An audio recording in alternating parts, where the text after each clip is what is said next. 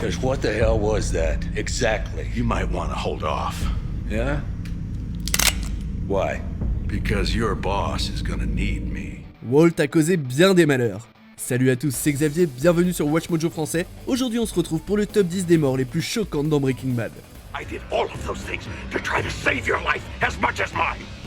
Only you're too stupid to know it. Pour cette liste, on va passer en revue les morts qui nous ont rendus ouf dans les 5 saisons de Breaking Bad, pour les classer en fonction du choc provoqué. Pour être choquante, la mort doit être imprévisible, d'une violence inattendue ou encore difficile à regarder. Et vous vous doutez bien qu'il y aura beaucoup de spoilers, environ 10 en fait.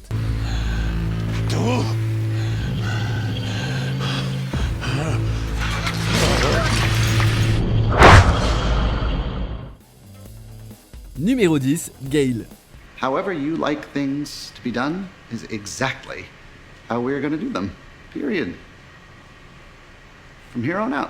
Pauvre Gale, il méritait pas ça. D'accord, il travaillait pour un baron de la drogue, un brin taré, et il fabriquait des amphètes qui menaient ensuite potentiellement à des addictions et des overdoses. Mais il était si choupi. Dans l'épisode Pleine Mesure, Jesse se pointe chez Gale dans une tentative désespérée de sauver la vie de Walt en le rendant irremplaçable.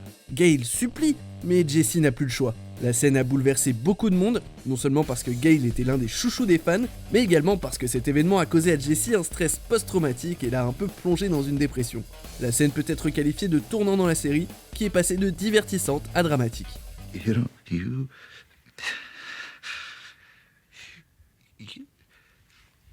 You don't have to do this.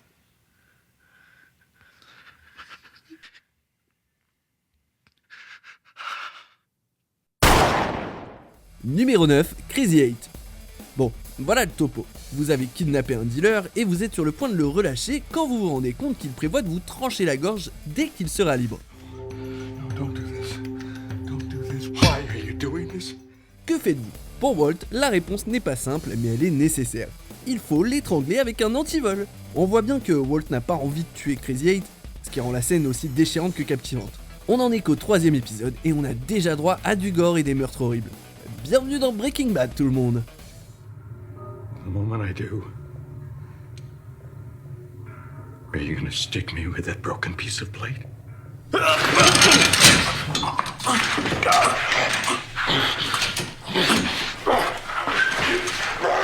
Numéro 8, les dealers rivaux. Ah oui, vous vous souvenez quand Walt semblait éprouver des remords après avoir tué quelqu'un? La belle époque, hein.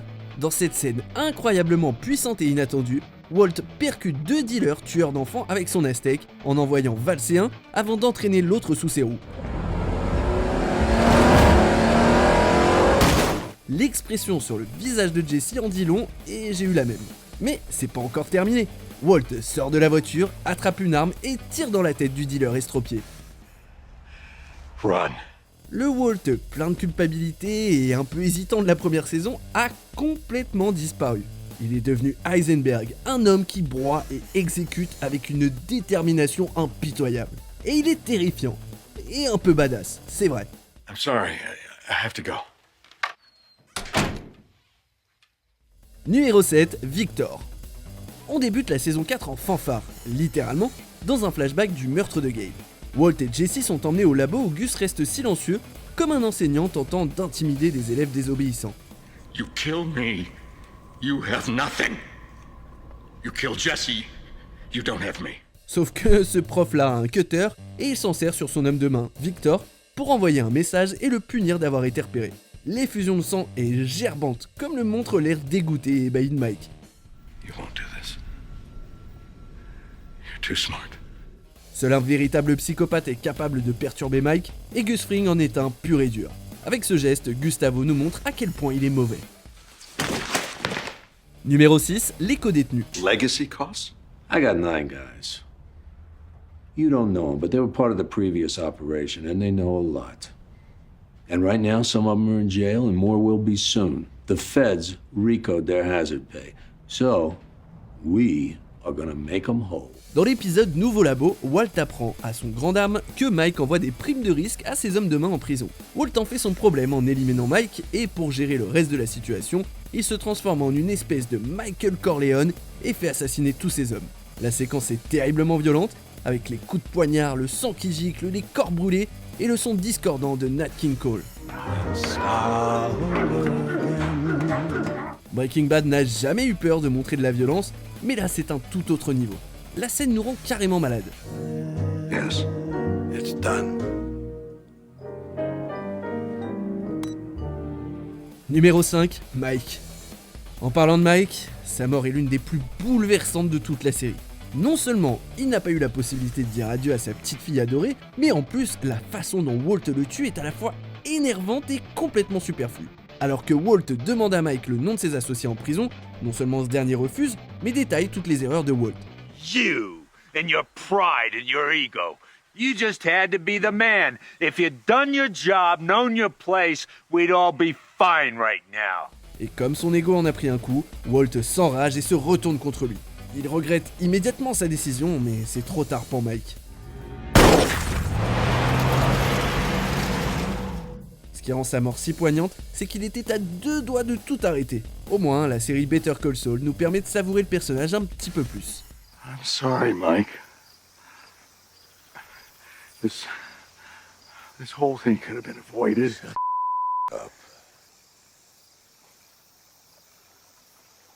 Let me die in peace. Numéro 4, Jane. Avec cette mort, la véritable nature de Walt a été révélée. Quand Jane, la copine de Jesse, le rend accro à l'héroïne et fait du chantage à Walt, il décide de ne pas la sauver et de la laisser s'étouffer avec son vomi.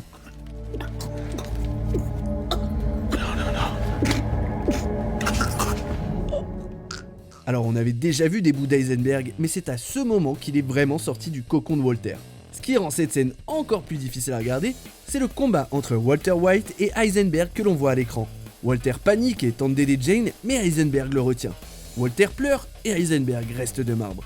Ce n'est que dans l'épisode suivant qu'il voit les conséquences de ses actes, quand le père de Jane, un contrôleur aérien, est submergé par le chagrin au pire moment possible.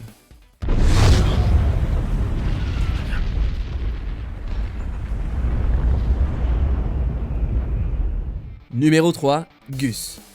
Bon, on l'avait tous vu venir, mais on ignorait que la scène se déroulerait ainsi. La célèbre séquence démarre de façon glaciale avec la dernière visite de Gus à la maison de retraite, avec cette musique si particulière.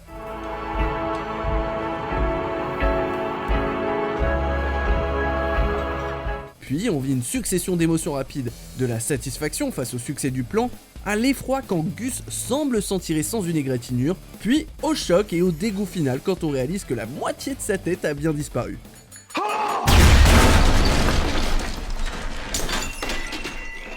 Bon, certains diront que la mort de Gus était un peu trop cartoonesque, et je peux le comprendre, mais franchement, le dernier resserrage de cravate, c'est culte.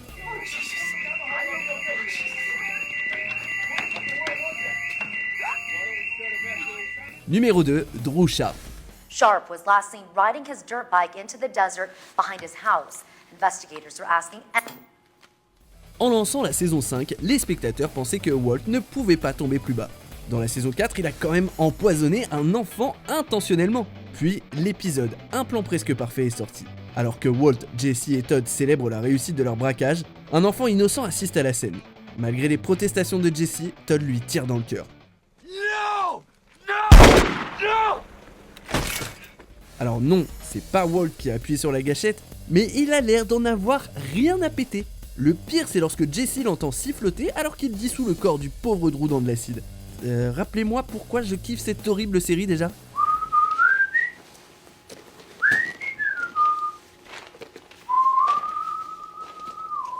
Avant de dévoiler notre vainqueur, voici quelques mentions honorables. I'm relaxed. I'm relaxed. I'm relaxed.